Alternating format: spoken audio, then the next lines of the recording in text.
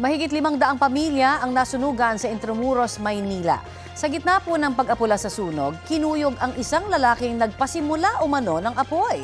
Balitang hatid ni Jomer Apresto. Emosyonal ang 55 anyos na tinderang si Aling Merlita na isa sa mga nawalan ng tirahan dahil sa sunog na sumiklab sa Intramuros, Maynila kahapon. Gabi na raw sila nakauwi ng kanyang asawa mula sa pagtitinda ng payong at sigarilyo sa Quezon City.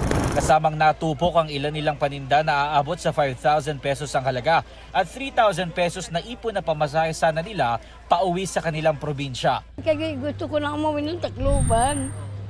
Kasi mata ko na mabubulag na ako. Wala na natira.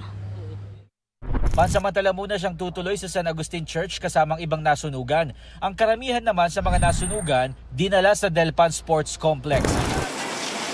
Ayon sa Manila LGU, mahigit 500 pamilya ang apektado ng sunog na umabot sa ika-4 na alarma. Nasa 1.5 million pesos ang halaga ng pinsala. Ayon naman sa BFP, tumagal na mahigit 6 na oras ang sunog bago tuluyang naapulat dakong alas 11:30 kagabi.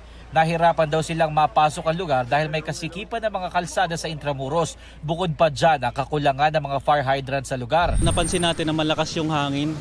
Then yung isa lang po yung fire hydrant natin dito sa area na ito. Medyo malayo na po yung, mayroon pong dalawa pero medyo malayo po siya.